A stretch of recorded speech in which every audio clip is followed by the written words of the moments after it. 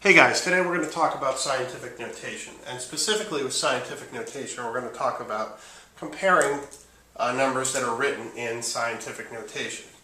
Now when we have a number written in scientific notation, we have our base number and we have the decimal point that is right after the first significant digit. We have our times 10 because we have a base 10 number system that we work with, and then we have our exponent right there. So when we are comparing numbers written in scientific notation, okay, there's two steps. The first is to compare the exponents, okay? And we can see which one is larger. And so for our example here, we have 3 5/10 times 10 to the 7th power, and 9 4/10 times 10 to the 3rd power. Okay, what I've done is I've expanded out the numbers here, right? So in actuality, 3 5/10 times 10 to the 7th power is really 35 million. And 9.4 times 10 to the 3rd power, even though the base is larger than the base over here is larger than this one, only works out to be 9,400. So you can see that there's a significant difference in the size of the number. For the second example, we have 8.4 times 10 to the 4th power and 1.2 times 10 to the 5th power. Again, I've expanded them out so we could see which one is larger, and we can see that this one that has a larger exponent is actually indeed a larger number. And then when we get to negative numbers, it changes a little bit, okay?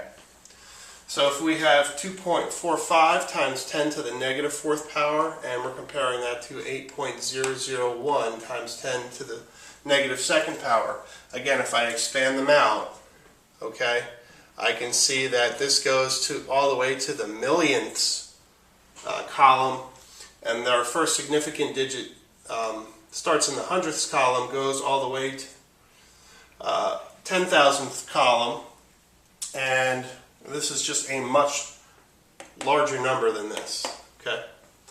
And then when we're comparing negative and positive exponents, okay, well, if we expand out 8.7 times 10 to the negative 3rd, okay, you can see we get 0.0087. And then if we expand out 1.0 times 10 to the 1st power, we just get 10. So we can see that our positive exponents are going to be a lot larger than our negative exponents. So if the bases, if the powers are all the same, the thing that we have to look at next is the bases, okay? And that's when we can compare the base numbers and see which one's larger.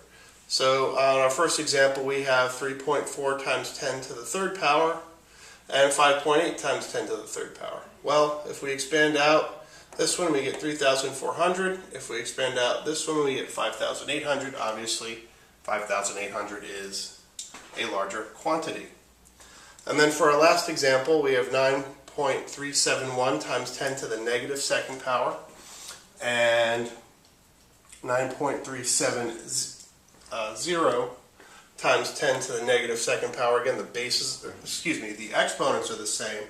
So we look at the bases, and even though they're just about the same, this one's got an extra 1 in the 10,000ths column, and so that makes that just a little bit bigger, Now, and again, don't forget that just because the exponent is negative does not mean the base becomes negative. That just shows how far the decimal needs to be moved over, or whether we multiply by 10 or divide by 10 that many times. Alright folks, we'll get some practice in class, and I will see you guys out there. Us!